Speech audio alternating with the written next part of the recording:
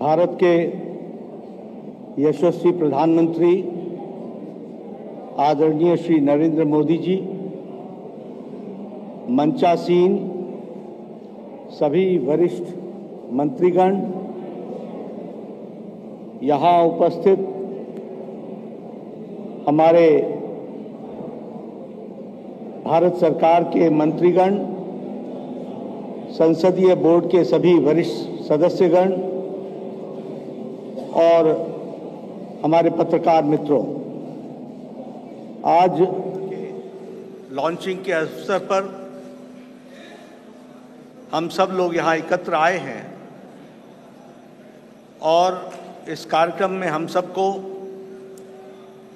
आदरणीय प्रधानमंत्री जी का संबोधन सुनने को मिलेगा और संकल्प पत्र अगले 2024 से हम किस प्रकार से देश की सेवा प्रधानमंत्री मोदी जी के नेतृत्व में करेंगे, इसके बारे में हम सब लोगों को जानकारी मिलेगी। आज इस अवसर पर सबसे पहले तो मैं आदरणीय प्रधानमंत्री जी का आज के कार्यक्रम में आने के लिए हार्दिक अभिनंदन करता हूं और स्वागत करता हूं। प्रधानमंत्री जी जब भी पार्टी की कोई भी गतिविधि होती है, उस गतिविधि के साथ वो अपने आप को जोड़ते हैं और जैसा मैंने पहले भी कहा है कि तमाम प्रधान प्रशासक होने के नाते ಇದು ತಗೊಳ್ಳೋಣ। ಇದು ಇನ್ವರ್ಟರ್ ಎಸಿ। ನೀವು ಗ್ಯಾಮ್ಲರ್ ಅಲ್ವಾ? ಗ್ಯಾಮ್ಲರ್? ಜೂಜಾಡ್ತಿರಲ್ವಾ? ನೀವು ಜೂಜಾಡ್ತೀರಾ? ಇಲ್ಲ, ಯಾರು ಏನು ಹೇಳಿದ್ರು ಅಂತ ನೀನು ಎಷ್ಟು ಕಾಸ್ಟ್ಲಿ ಹಾಗೂ ಡೆಲಿಕೇಟ್ ಎಸಿ ತಗೊಂಡು ಸ್ಟೆಬಿಲೈಸರ್ ತಗೊಳ್ಳಿಲ್ಲ ಅಂದ್ರೆ ಇದು ಜೂಜಾಟ ತಾನೇ? ಒಂದೇ ಫ್ಲಕ್ಚುಯೇಷನ್ ಗೆ ನಿಮ್ಮ ಇನ್ವರ್ಟರ್ ಎಸಿಯ ಪಾರ್ಟ್ಸ್ ಡ್ಯಾಮೇಜ್ ಆಗಬಹುದು। ಅದನ್ನು ವಿ ಗಾರ್ಡ್ ಉಪಯೋಗಿಸಿ ಸುರಕ್ಷಿತವಾಗಿರಿಸಿ। V guard, India's number 1 stabiliser. जिम्मेवारियों को निभाते हुए पार्टी उनकी हमेशा पहली प्रायोरिटी रही है और पार्टी को वो हमेशा जब भी हमने समय मांगा तो उनका मिला है। आज वो फिर इस चुनावी कार्यक्रम में और अन्य व्यस्तताओं के बीच में आप हम सब के बीच में हैं। आपका पुनः अभिनंदन और स्वागत है। आज भारत रत्न डॉक्टर भीमराव अंबेडकर जी की जन्म जयंती है। हम सब की ओर से उनको श्रद्धांजलि पूर्वक नमन। और हम सब जानते हैं कि डॉक्टर अंबेडकर जी ने अपना सारा जीवन सामाजिक न्याय के लिए पूरी ताकत के साथ सामाजिक न्याय की लड़ाई उन्होंने जीवन भर लड़ी। ऐसे डॉक्टर भीमराव अंबेडकर जी के रास्ते पर चलते हुए भारतीय जनसंघ से लेकर भारतीय जनता पार्टी हमेशा इस विचार को और सामाजिक न्याय की लड़ाई सत्ता में रहे तो भी और सत्ता में न रहे तो भी हमेशा इस सामाजिक न्याय की लड़ाई को हम सब लोगों ने लड़ा है। हम जानते हैं कि आज संकल्प पत्र को लोकार्पण होगा, लॉन्चिंग होगी, लेकिन हम सबको यह भी ध्यान में रखना चाहिए कि भारतीय जनता पार्टी और शुरू में जनसंघ काल से लेकर यह वैचारिक अधिष्ठान आइडियोलॉजिकल बेस्ड पार्टी होने के नाते एक विचारों को लगातार आगे बढ़ाते हुए उस वैचारिक अधिष्ठान की यात्रा में हम सब लोग सम्मिलित हैं और हर बार जब चुनाव आता है तो उसी वैचारिक यात्रा को आगे बढ़ाने का क्रम हम सब लोगों ने किया है और उसको आगे बढ़ाया है। जिस बात को 1952 में श्यामा प्रसाद मुखर्जी जी ने कही, जिसे आगे पंडित दीनदयाल उपाध्याय जी ने आगे बढ़ाया, उस विचारधारा से हम कभी डिगे नहीं, हम उसको समर्पित रहे और उसको आगे बढ़ाने में हम सब लोगों ने भरसक प्रयास किया है। और हम कह सकते हैं कि मैनिफेस्टो या संकल्प पत्र यह उस विचारधारा, उस वैचारिक अधिष्ठान का अनफोल्डमेंट है। उसी को आगे किस तरीके से बढ़ाया जाए, उस यात्रा को आगे बढ़ाने का काम हम सब लोगों ने किया है। हम सब जानते हैं एक समय में हमने एकात्म मानववाद की बात कही, उसी को आगे हम लोगों ने जब हम उसको स्थापित किया और प्रधानमंत्री मोदी जी ने उसको सरल भाषा में सबको समावेश करते हुए और सबकी भाषा में उसको सबका साथ, सबका विकास, सबका विश्वास, सबका प्रयास से जोड़ते हुए नीतियों को आगे बढ़ाने का काम किया। उसको सबका साथ, सबका विकास, सबका विश्वास, सबका प्रयास से जोड़ते हुए नीतियों को आगे बढ़ाने का काम किया।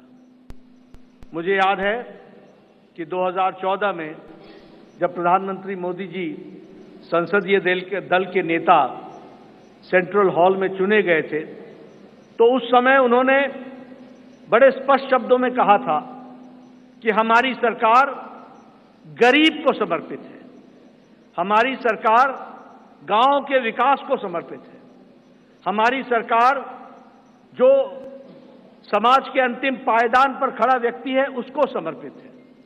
और उसी को कार्य रूप देते हुए 2014 से एक लंबी यात्रा करते हुए पिछले 10 वर्षों में प्रधानमंत्री मोदी जी के नेतृत्व में देश ने इन सारे आयामों को बखूबी जनता को, गांव गरीब की चिंता करते हुए उसको आगे बढ़ाने का काम किया है। मित्रों, मैं यहां एक बात और भी कहना चाहता हूं कि जब देश की जनता क्लियर मैंडेट देती है तो नतीजे भी बड़ी स्पष्टता के साथ आते हैं। हम सब लोग जानते हैं कि 2014 में प्रधानमंत्री मोदी जी के नेतृत्व में हमारा वोट शेयर 31% पहुंचा, 282 सीटें हमने लोकसभा की जीती। और 2019 में प्रधानमंत्री मोदी जी के नेतृत्व में हमने अपना ही रिकॉर्ड तोड़ा और हमारा वोट शेयर 37.3% तक पहुंचा और हमारा वो सीट शेयर 303 सीटें हम लोगों ने लोकसभा में जीती।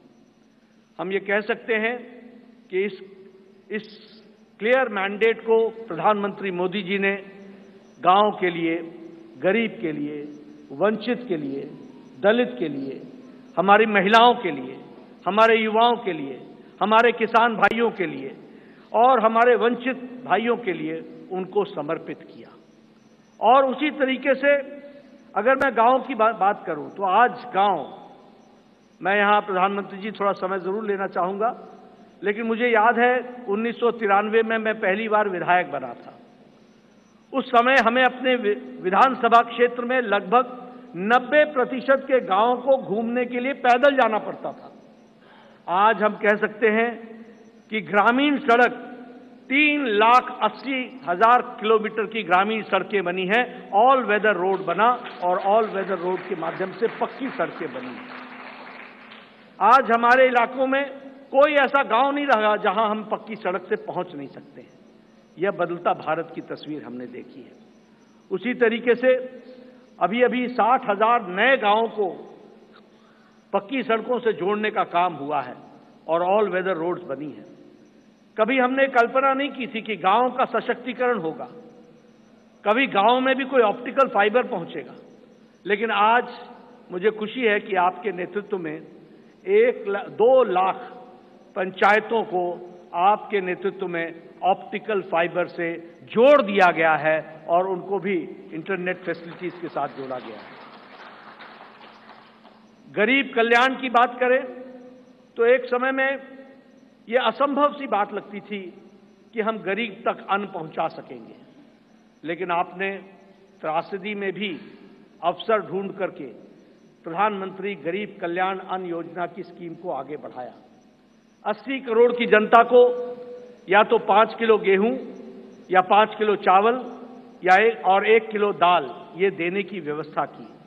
आज उसके कारण हम ये कह सकते हैं कि लगभग 25 करोड़ लोग, भारत की आबादी आज गरीबी की रेखा से ऊपर उठ करके अबव पॉवर्टी लाइन में आ गई, बिलो पॉवर्टी लाइन से निकल गई। ये भी हमारे ध्यान में। और इंटरनेशनल मॉनिटरी फंड के अनुसार अति गरीबी भारत में अब 1% से भी कम हो गई है, 0.08% 7% पर लाकर के खड़ा किया है। उसी तरीके से आवास योजना मैं यहां बार बार सुनाता हूं और मुझे वो बार बार इच्छा भी होती है बताने की, क्योंकि वो धरातल की सच्चाई थी। एक समय में हमारे यहां हमारा ब्लॉक डेवलपमेंट ऑफिसर आके बताता था कि एमएलए साहब आपके यहां एक पंचायत में 2 इंदिरा आवास योजना मिली है, 2। अब बताओ इसको किसको दें? और मेरे लिए प्रश्न उठता था कि ये किसको दें, क्योंकि एक अनार 100 बीमार, मैं किसको दूंगा? मैं बीडीओ साहब को कहता था कि आप ही तय करो कौन से मापदंड पर आप दे सकते हो। लेकिन आज 4 करोड़ प्रधानमंत्री आवास योजना में पक्के घर बन गए और आगे भी इस कार्य को आगे जारी रखा गया है। उसी तरीके से महिलाओं की चिंता की बात करें, आज जनधन खाते में 50 करोड़ में से 55.5% जनधन खाते महिलाओं के नाम पर खाते खुले हैं, यानी महिलाओं का सशक्तिकरण हुआ। यह भी हमें ध्यान में रखना चाहिए। उज्ज्वला योजना, ये योजना आप सब लोग शहर में रह करके आपको लगता होगा हाँ गैस का सिलेंडर मिल गया, लेकिन ये इतनी ही छोटी कहानी नहीं है। हमारी बहनें गांव में 5 बजे सुबह उठती थी, जंगलों में जाती थी, लकड़ियां काटती थी, आ करके चूल्हा जलाती थी, फूकनी से फूक फूक करके चूल्हा जलाती थी, धुआं को अपने छातियों पर लेती थी, रेस्पिरेटरी सिस्टम डिसऑर्डर होता था और आंखों में पानी आता था और घंटों के बाद वो जाकर के चाय बना पाती थी। आज 5 मिनट के अंदर गैस के चूल्हे के कारण नारी सशक्तिकरण किस तरीके से हुआ, इस उज्ज्वला गैस के कारण, और 10 करोड़ से 10 करोड़ सिलेंडर्स इस तरीके से और गैस के कनेक्शन दिए गए। सबसे बड़ी बात है, मुझे याद है, मैं बताना चाहूंगा, जब मैं छोटा था और जब मैं कभी भ्रमण पर सुबह सुबह निकलता था तो मैं देखता था कि गांव की बहनें झुंड के झुंड सिर्फ अपने दैनिक नित्य क्रम के लिए नेशनल हाईवे से होते हुए गांव और खुले में उनको शौच जाना पड़ता। इज्जत घर बनाकर 11 करोड़ बहनों को इज्जत देने का काम और life with dignity, human dignity, women dignity, इसकी चिंता अगर हुई तो वो प्रधानमंत्री मोदी जी के नेतृत्व में हुई है, वो भी हम सबके ध्यान में है। जैसा मैंने कहा, आज हमारा वैचारिक अधिष्ठान क्लियर मैंडेट के क्लियर रिजल्ट्स होते हैं और क्लियर मैंडेट आपने दिया, उसका क्लियर नतीजा निकला और वह नतीजा ये है, हमने 1951-52 में कहा एक देश में 2 निशान, 2 विधान, 2 प्रधान नहीं चलेंगे। हम 1951-52 से ये बात कह रहे थे, लेकिन आपने क्लियर मैंडेट दिया और 2019 के 6 अगस्त को धारा 370 को एब्रोगेट कर दिया गया, धाराशाही कर दिया। कि मानवता जरूरी है या अर्थशास्त्र जरूरी है, आर्थिक विषय जरूरी है या मानवता जरूरी है, ह्यूमैनिटी जरूरी है या इकोनॉमी जरूरी है। और बहुत से देश, विकसित देश, लॉकडाउन लगाएं कि नहीं लगाएं, लगाएं कि नहीं लगाएं, इस बीच में वो पेंडुलम की तरह डोलते रहे। लेकिन प्रधानमंत्री मोदी जी का नेतृत्व, मजबूत इरादे, दूरदृष्टि, इस बात को ध्यान में रख करके उन प्रधानमंत्री जी ने कहा जान है तो जहान है, और लॉकडाउन लगाया। और जहां हमारा देश कोरोना से लड़ने के लिए तैयार नहीं था, वहीं 2 महीने के अंदर कोरोना से लड़ने के लिए प्रधानमंत्री जी ने देश को तैयार किया और फिर कहा जान भी है और जहान भी है, और फिर लॉकडाउन को हटाते हुए और दुनिया के नेतृत्व ने और दुनिया के लोगों ने इस बात को माना, इस बात का लोहा माना कि प्रधानमंत्री मोदी जी का कोरोना से लड़ने का स्ट्रैटेजी और उनका तरीका दुनिया में स्थापित हुआ कि वह सबसे अच्छे तरीके से मानवता के लिए कार्य किया गया। इस बात को भी हमने देखा। मैं बार बार इस बात का जिक्र करता हूं, हम तो हमेशा रिसीविंग एंड पे रहते थे। इस देश में ट्यूबरक्लोसिस की दवा 25 साल बाद आई, कोई दवा 28 साल बाद आई, टेटनस की दवा 30 साल बाद आई, जापानीज इंसेफ्लाइटिस की दवा यहाँ 100 साल बाद आई। लेकिन कोरोना, प्रधानमंत्री जी ने 20 अप्रैल 2020 को टास्क फोर्स बैठाया और 9 महीने के अंदर 2 वैक्सीन दी और 220 करोड़ डोज दे करके देश के लोगों को बचाने का भी काम किया और देश के साथ साथ दुनिया को भी वैक्सीन मैत्री में 100 देशों को भी हमने वैक्सीन पहुंचाई, ये भी हम लोगों ने देखा। और डबल डोज के बाद बूस्टर भी लगा, यह भी हमने देखा। मैं यहाँ ये भी बता देना चाहता हूँ कि यह सबसे तीव्र गति से चलने वाला वैक्सीनेशन प्रोग्राम था। 220 करोड़ की जनता को डबल डोज लगाना यह सबसे तीव्र गति और डिजिटली इसको सपोर्टेड प्रोग्राम रहा, यह भी हमने देखा। मित्रों, हमारे अभी आदरणीय राजनाथ जी मैनिफेस्टो और संकल्प पत्र के बारे में आपके सामने सारी बातें रखेंगे, लेकिन मैं इतना ज़रूर कहना चाहता हूं कि 10 साल इस बात का प्रमाण है कि देश ने इस बात को माना है कि मोदी की गारंटी पूरी होने की गारंटी है, इस बात की गारंटी।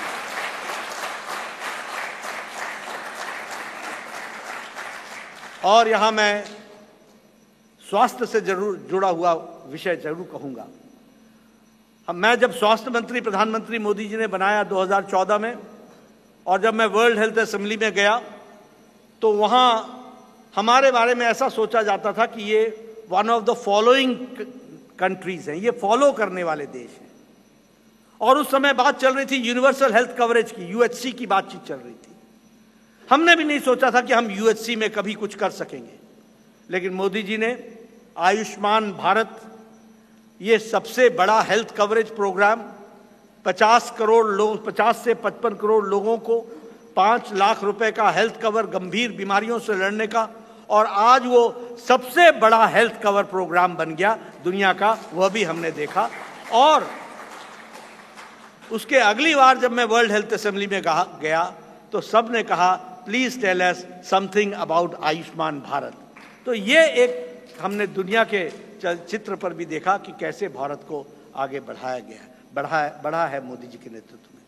इसलिए मैं एक बात फिर कहूंगा कि आज जो संकल्प पत्र आदरणीय प्रधानमंत्री मोदी जी जिसके बारे में जिनका हमें संबोधन मिलेगा, वह एक लंबी छलांग भारत को, विकसित भारत को पूरा करने में अपना पूरा योगदान करेगा, यही मुझे पूरा विश्वास है। इन्हीं शब्दों के साथ मैं पुनः प्रधानमंत्री जी का और आप सबका धन्यवाद करता हूं कि आप सब लोग इस कार्यक्रम में शामिल हुए। धन्यवाद।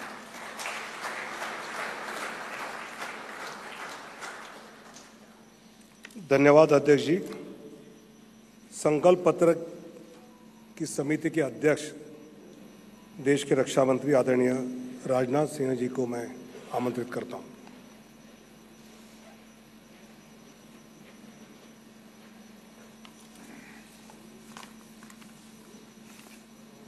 अध्यक्ष जी, सबसे पहले तो मैं आपको धन्यवाद देना चाहता हूं कि आपने इस संकल्प पत्र समिति की अध्यक्षता का दायित्व मेरे ऊपर सौंपा, और मुझे इस बात का हर्ष है, संतोष भी है कि मोदी जी के नेतृत्व में हमने देशवासियों से किया गया हर वादा पूरा किया है। चाहे 2014 का संकल्प पत्र हो या फिर 2019 का घोषणा पत्र हो, मोदी जी के नेतृत्व में हमने अपने हर संकल्प को पूरा किया है। जब मोदी जी के नेतृत्व में हम 2014 के लोकसभा चुनाव लड़ने जा रहे थे तो उस समय मैं पार्टी का राष्ट्रीय अध्यक्ष था। Doctor Murli Manohar Joshi ji manifesto committee के चेयरमैन थे। मोदी जी के आग्रह को ध्यान में रखते हुए पार्टी का जो संकल्प पत्र तैयार किया गया था उसमें इस बात का विशेष ध्यान रखा गया था कि जो भी संकल्प हम देश के सामने रखें उसे हम निश्चित रूप से पूरा करें। मित्रों, भाजपा अपने संकल्प पत्रों के माध्यम से जहां स्वाभिमानी और सशक्त भारत के निर्माण का रोड मैप प्रस्तुत करती है, वहीं समाज के हर वर्ग के विकास और कल्याण के प्रति अपनी प्रतिबद्धता को भी देश के सामने रखती है। 5 साल पहले 2019 में संकल्पित भारत, सशक्त भारत के उद्घोष के साथ जो घोषणा पत्र हम लेकर आए थे उसमें हमने आज़ादी के 75 वर्ष पूरे होने पर भारत की एक संकल्पना रखने के साथ साथ 2047 के भारत की भी रूपरेखा देश के सामने रखी थी। उसी भावना के अनुरूप ही हमने 5 साल के संकल्प लिए थे, और मुझे ये कहते हुए साथियों प्रसन्नता है कि साल 2019 में भारत के विकास एवं जन कल्याण के लिए जो भी संकल्प हमने लिए, आज 2024 तक उन सब को पूरा करने में हमने कामयाबी हासिल की है। हम लोगों को इस बात का गौरव है कि भाजपा अपने संकल्प पत्र के प्रत्येक वादे को पूरा करती है। जो हम कहते हैं वो हम करते हैं।